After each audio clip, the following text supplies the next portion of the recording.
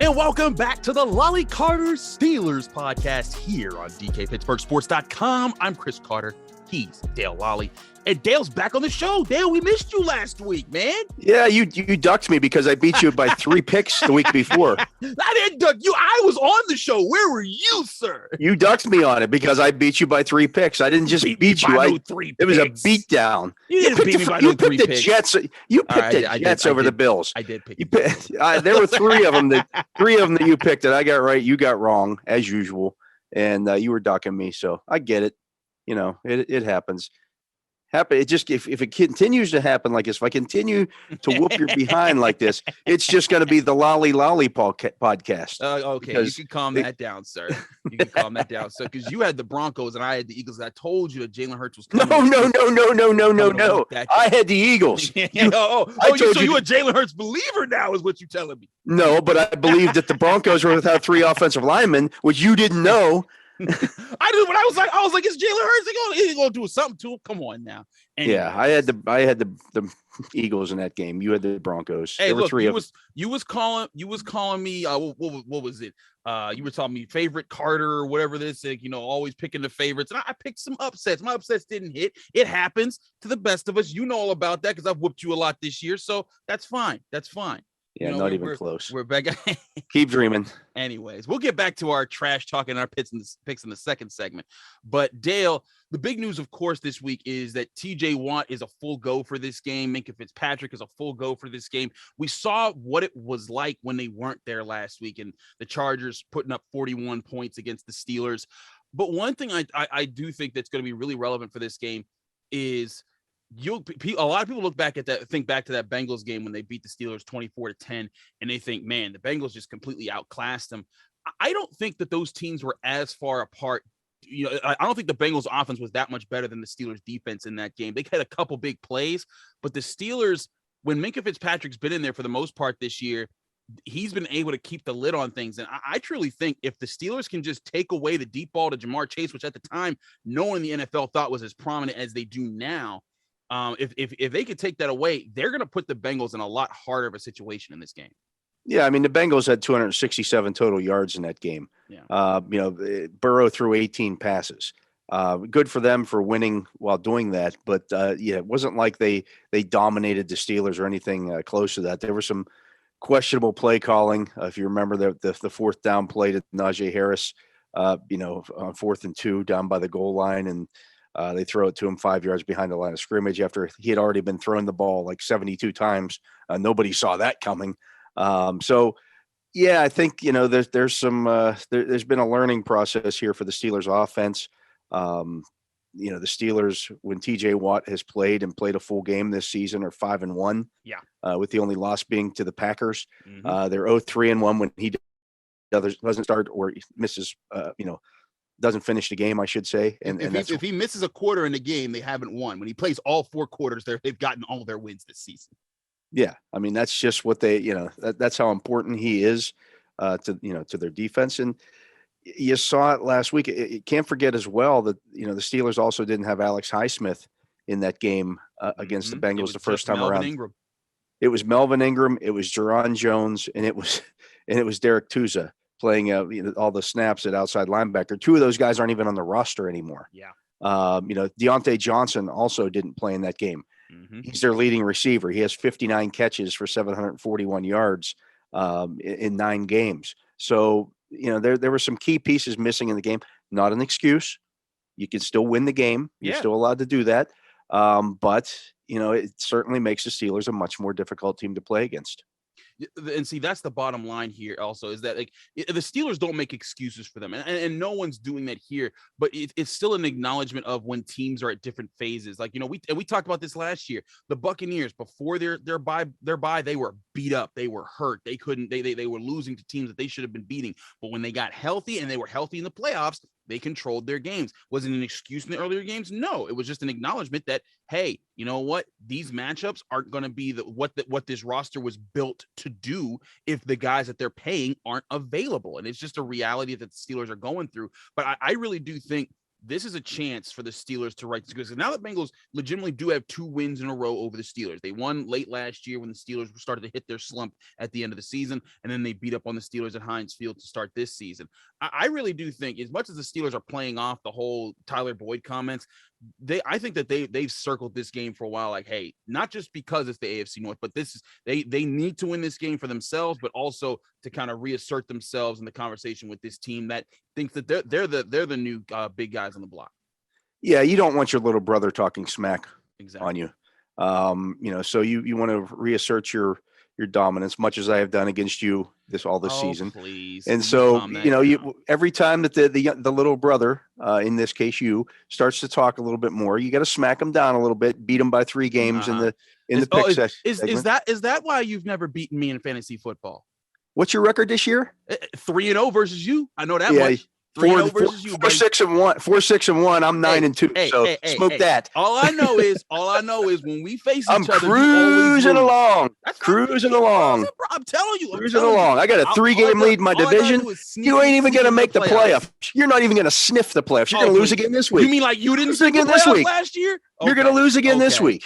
You're losing again this week. Because the kicker scored 40 points for the other team. Good call there.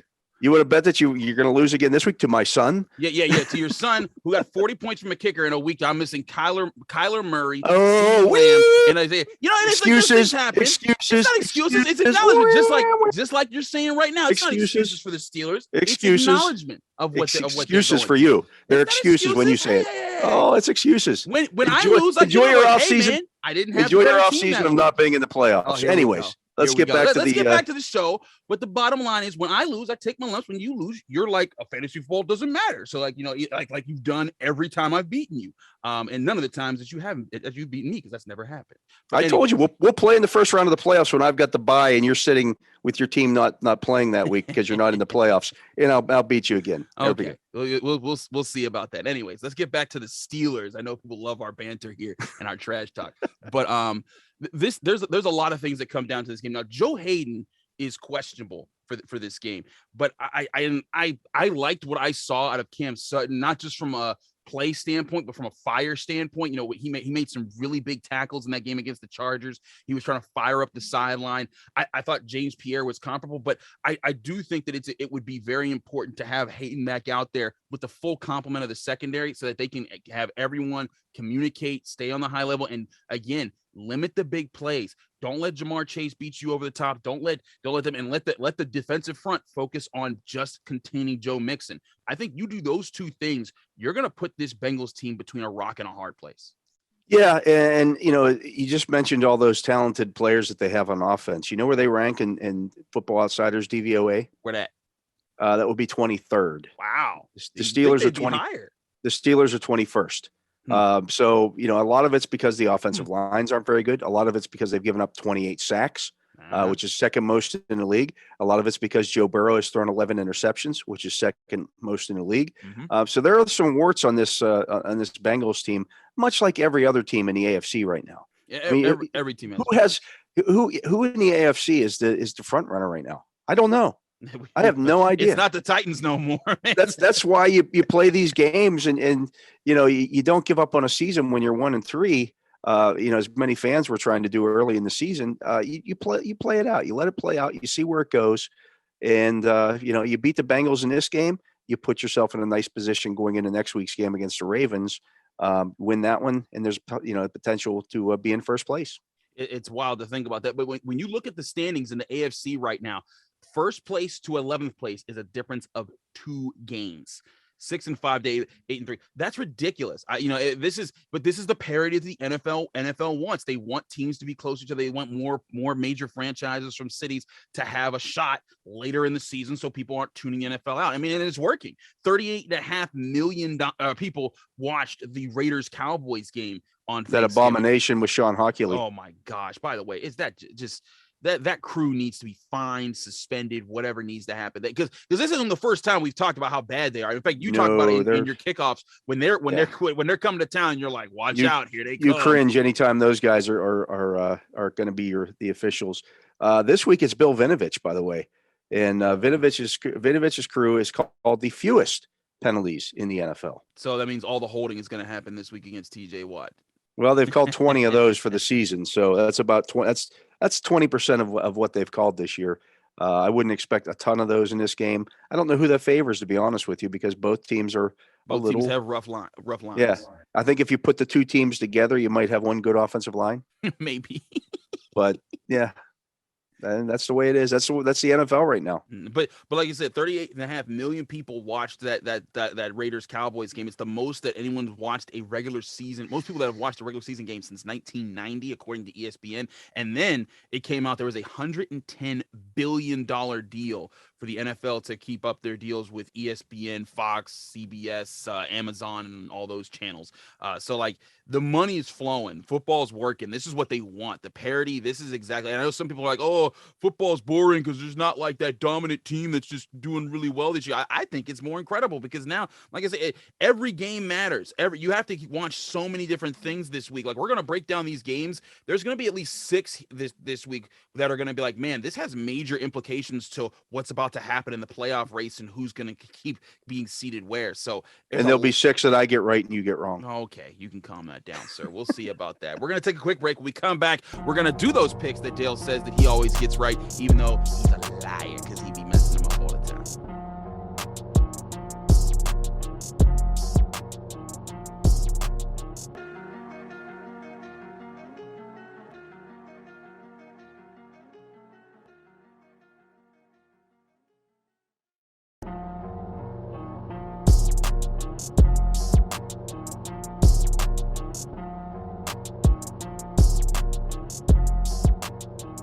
Back here on the Lolley-Carter Steelers podcast, and Chris Carter here with Dale Lolley on DKPittsburghSports.com. Thank you for checking us out. Remember, you can subscribe to these podcasts anywhere, but especially on Apple, Spotify, Google Podcasts, anywhere podcasts are hosted for free anytime. Now, let's get to our picks. This week, Dale, as always, we skipped the Steelers game. We saved that for last, even though that's the first up on the 1 o'clock schedules. Let's get a clunker out the way. 2-8 Jets at 2-8 Texans. I mean, yuck versus yuck.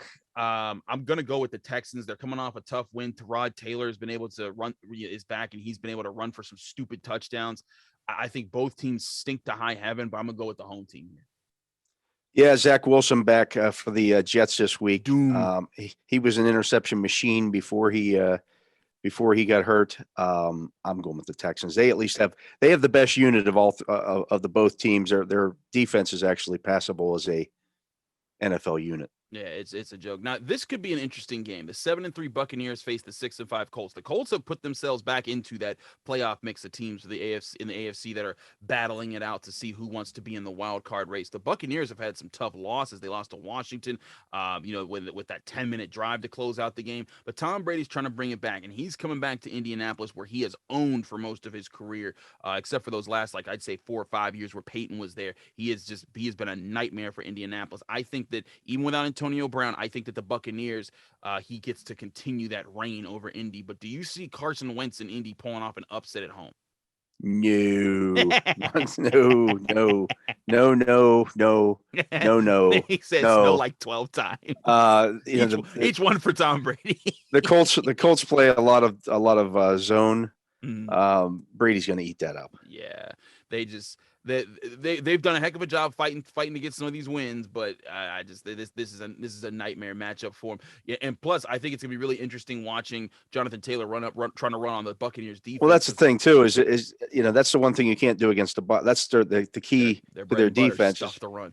Yeah, and that's how the Colts have gotten themselves back into this. And let's be honest. I mean, they're on a 3-game winning streak. They beat the Jets and the Jaguars in the first 2 games of that winning streak. Let's not get carried away. Hey, that game last week. They beat up on the Bills. I couldn't believe when I saw that score. I was like, excuse me. I thought there was a chance they could sneak the Bills, but 41-15. What were we doing? Where was the Jets Bills game that week? That was the week I needed the Bills to just throw up a stinker. But all right, Falcons at 4-6 at the 2-8 Jaguars. I mean, do we care? It's a rough game for both teams, rough season for both teams. I'm gonna go with the Falcons coming in on the road. Not that I have too much faith in them, but they've come close in some games that they've lost this year. The Jaguars, I mean, I think that they've gotten the 2 wins that that I think they'll have for the rest of the season, so that they aren't the official first overall pick this year. But the Falcons I just think are a better team, even though they're not a good team at all. Falcons have been outscored 65-3 in their last 2 games. I know, but now they're playing the Jaguars. 65-3. I saw 3. That being said, it's been 3 games since the Jaguars have gotten a touchdown pass or an interception out of Trevor Lawrence, which if he gets to 4 this week, that will be the longest consecutive game streaks in like 82 years since a quarterback has done that. I don't love either one of these teams. I guess I'll take the Falcons because it's, they've got Matt Ryan, but I don't trust it. That's where I'm at. It's like neither of these teams are important to me this season, and I don't trust either of them. So I'm going to take the team with the better record and with the better quarterback right now. All right, now here's your boy. We're about to get to your boy, Dale. The 5-6 Panthers, the 4-7 Dolphins. Cam Newton's back. If anyone's ever listened to Dale Lolley, they know he loved him some Cam Newton. He has been a Cam Newton fan since he was drafted, since he was on the Patriots. Every year I've ever talked, he's been like, Chris, you better watch out for that Cam Newton feller. So I know you're picking the Panthers this week. I'm picking the Panthers this week. There you go. Yeah. Cam Newton at least gives the again, if you look at the Dolphins schedule, if they win this one, they're getting to 7-7 because they play the Jets and they play, I believe, the Giants. They have games against both of those 2 teams coming up. So win this one and you're in good shape. Lose this one, we'll see. We'll see. Both teams. I think the Panthers have played more consistently this year. The Dolphins have come on of late defensively, but J.C. Horn, I should say, back for the Panthers. That gives them 3 really good cornerbacks. They'll get after it a little bit. They can rush the passer, and Cam Newton at least gives them some offense. McCaffrey's back. I think they win. Yeah, that's the thing. I like Cam Newton legitimately. I think that for what they're doing right now, he's their best option. I said from the jump, Sam Darnold was a bad move. There was a lot of Steelers fans. Oh, bring Sam Darnold to Pittsburgh. I'm like, yeah, you see why they didn't want to do that? He stinks. He's horrible. I never pick USC quarterbacks. Just don't do it. I don't know why people do it. But yeah, we're both going the Panthers there. Now here's an interesting game: the 8-3 Titans at the 7-4 Patriots. I'm going Pats. The Titans are falling apart. Derrick Henry's out, AJ Brown's out, Julio Jones is out. That's the 3-headed monster that they were banking on to carry them through these games. Meanwhile, the Patriots are playing well on defense. They're running the ball. They're doing the things that are going to annoy the Titans. I think Ryan Tannehill's just got no help this week, and the Patriots are going to win at home. Yeah, this was going to be ugly. I don't think the Patriots are a great team, but they're in better shape right now than the Titans are for sure. The Titans are fading fast. They'll be lucky at this point to get to 10 wins, as currently constructed. I know they won a couple of games without Derrick Henry early, but I think teams have now figured out how to defend them and make Tannehill beat you. And as they found out in Miami, Tannehill can't beat you by himself. Yeah, that was a rough one. Now, here's what I will say: the biggest factor here, though, is that they get to play after the Patriots. They get a bye week, so maybe they get AJ Brown back. Maybe they get some health back there. They play the Jaguars at home. They play the Steelers in Heinz Field. They play the Niners and the Dolphins at home, and then finish with the Texans. They might be able to scrounge up 2 or 3 wins in there. Because they just lost to the Texans, so that's anything's on the table. True. No, you're right. Everything's on the table with this team, but those are also winnable games. Like whereas they lost to the Texans last week, they could have also beaten the Texans. Like it wasn't like how the Colts did the Bills.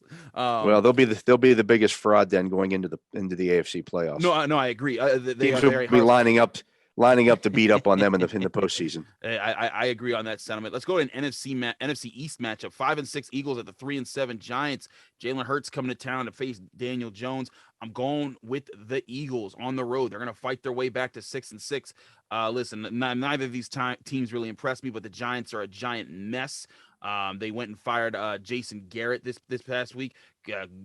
So long there. I don't think I've never really been a big understander of why he keeps getting those. Better than Freddie Kitchens, who they replaced him with. Oh my gosh! And like again, the Giants are a mess, man. I'm just going with the Eagles. They have the better roster. They're playing better right now. They'll be able to win this game. Yeah, I agree. I think the Eagles win that one. They're running the football more than anybody. They've actually kind of taken a page out of what the Ravens do with Lamar Jackson. Just run the quarterback. Yep, run the quarterback, use him to set everything else up, and it works. Chargers is 6-4 at the 5-5 Broncos. It's the Melvin Gordon revenge game. I mean, I guess that happens twice a year now. But the Chargers got 4 touchdowns with Austin Eckler last week against the Steelers. The Broncos, they've been dealing with injuries. They've been trying to figure out what their identity is. I think this is a week where the Chargers continue their build. They're going to Mile High and they're gutting out a victory to advance to 7-4. But is this a week the Broncos pull off the win, Dale? It could be. What do the Broncos do well? Run the football. I mean, they run the ball as much and as well as anybody in the league with that two-headed monster of running backs. And what do the Chargers? Javonte what do the Chargers not do? They don't stop the run, and that's the thing that can make this interesting. Javonte Williams, I believe, is up there in the top 5 of most forced missed tackles in the NFL right now, or right up there with Najee Harris. So. It's absolutely a factor. I know a lot of fantasy owners are just mad because Melvin Gordon keeps taking up his touches. Yeah. All that being said, I'm going to go with the Chargers. I think they're the better football team, but that doesn't mean that an upset couldn't happen here. Potential game of the week here: 7-3 Rams at 8-3 Packers. Of course, Aaron Rodgers had his toe. He was showing off his toes on national television this week. That was just a weird situation. But I'm gonna go with the Rams. The Packers are, with Rodgers' toe situation. I'm just not believing in their ability to win at home in this one. The Rams, they've had their up and down moments, and if everything was fine, if this was a normal week for the Packers, I would pick the Pack at home. But I think the Rams go into Green Bay and get this one. Yeah, I mean, the Packers' offensive line is now really beaten up. Bakhtiari's been out all year. Elton Jenkins had been playing left tackle for them. He's now out as well. He was their best offensive lineman. Jair Alexander still out for them. I'm taking the Rams coming off the bye. Now, here's 2 teams that keep just finding a way to hang around and be mediocre. The 5-5 Vikings at the 5-5 Niners. I like the way the Vikings played against the Packers last week. They put up some points. Justin Jefferson got involved. Adam Thielen got involved. I'm going with the Vikings in this one. I think that they can do some damage on the Niners. Do you think the Niners win at home? I think they do. If you look at the Minnesota defensive line, Danielle Everson Griffin situation. Everson Griffin out. They're missing the big nose tackle. They're down 4 of their top 5 defensive linemen in this game. That's not good against the Kyle Shanahan team. They love to run the ball. They will run the football. Wouldn't surprise me if the 49ers throw the ball about 10 times in this game, and they run away with this one and win it. So I believe that's our first split of the week. I believe so. Yeah. Okay. Now 6-5 Browns at 7-3 Ravens. The Browns and Ravens eked out close victories last week. But now these are really important games. That if the Browns lose, they fall down to 6-6. If the Ravens lose, they fall to 7-4, and they open the door for the rest of the AFC North to catch up, because they know that whoever wins this game gains a game up on one of their AFC North opponents, because the Steelers and the Bengals play each other as well. I'm going with the Ravens at home. I think the Browns, they've been dealing with a lot of muck. Not that the Ravens haven't had their own muck this year, but Baker Mayfield's arguing about the fans booing. Jarvis Landry's calling out coaches and stuff. I think that the Cleveland Browns are about to fall down like a house of cards in the coming weeks. The way to beat the Ravens is throw the football outside the numbers. Baker doesn't do that against Anthony Everett. Well, they don't have any receivers. That too. Jarvis Landry's their top guy. He's a slot guy. He's banged up. The other guys, Donovan People, he's been banged up all week long. So, who's going to be the guy that attacks Anthony Everett? Who you go after? He's the Snickers bar in that defense. You want to go out and eat that candy every time out. So I don't know that they can attack the Ravens the way you need to attack the Ravens to beat them. I like Baltimore. All right, Monday Night Football here. We really won't watch much of unless we're really that bored. 3-7 Seahawks at 4-6 Washington. I mean, Russell Wilson hasn't looked great since being back. Their running back situation has been depleted. Washington has gutted out someone. I'm actually going with Washington here. I think that they're going to be able to make some plays on a depleted Seahawks team. The Seahawks, not that Washington I find really good, but the Seahawks have just been so banged up this year. I know Washington's missing Chase Young, but I can see Terry McLaurin and that crew doing some damage.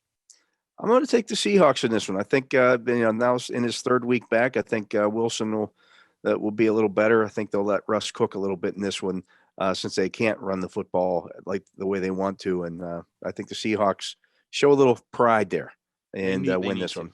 They need to. And Russ needs to get a good game back. All right, finally, back to Steelers Bengals. 5-4-1 Steelers at 6-4 Bengals. The Bengals, of course, won earlier this season in Week 3 at Heinz Field.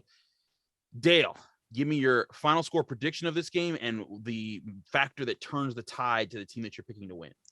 The thing that turns the tide is one Trent James Watt playing in this game. I think that they'll get to Burrow in this game. They won't. Roethlisberger hasn't thrown an interception in 5 games. Maybe that streak comes to an end. It's the longest streak of his career.